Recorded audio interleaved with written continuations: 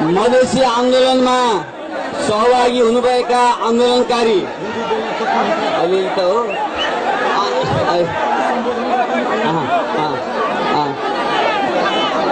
आन्दोलनकारी साथीहरू यहाँ उपस्थित हुए संपूर्ण मधेसी आंदोलन के सहयोद्धा साथियों के मैं अपनी तरफ से हार्दिक अभिवादन करता हूं।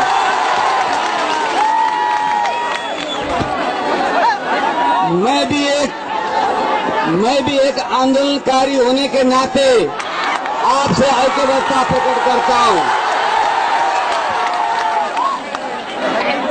मैं आज यहाँ कोई बड़ा नेता के हैसियत में उपस्थित नहीं हुआ हूँ। मैं एक आम नागरिक की हैसियत में मैं आपके सामने उपस्थित हुआ हूँ। मैं आपसे सबसे पहले क्षमा याचना करना चाहता हूँ।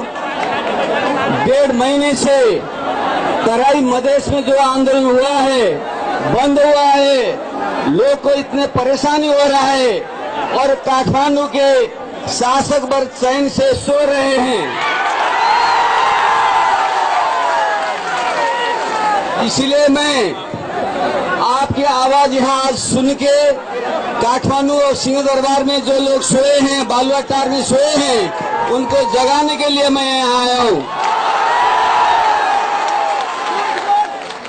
मैं क्षमा याचना करता हूँ क्योंकि काठमांडू और पहाड़ के शासक वर्गों ने इतने सालों तक जो मधेश से ज्यादती किया,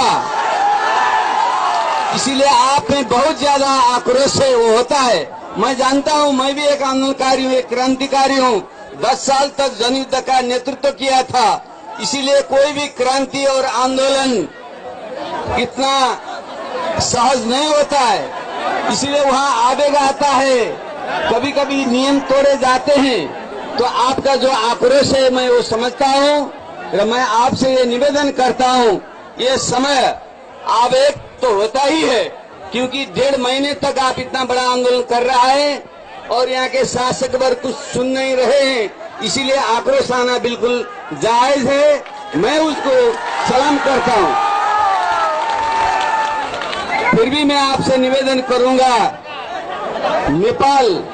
नेपाल का जो शासक वर्ग रहा है वो 200 साल से अपने आप को, जो पहाड़ में रहने वाले को, जो मुट्ठी भर लोग हैं, वो अपने आप को नेपाली कहते हैं। जो ये तराई मधेश हैं, हजारों साल से आपके यहाँ भूमिपुत्र रहे हैं, आपको नेपाली नहीं माना जाता। ये समस्या का जड़ यही है। इसीलिए हमने जो माओवादी जनयुद्ध हुआ था उस समय हमने उठाए थे, जो तराई मधेश के जो यहाँ के आदिवासी भूमिपुत्र मधेसी लोग हैं, उनको अपने पहचान, सम्मान और प्रतिनिधित्व मिलना चाहिए। इसीलिए हमने काठमांडू में हर जगह पे हमने नारे लिखवाए थे, गर्व से कहूं हम मधेसी छी,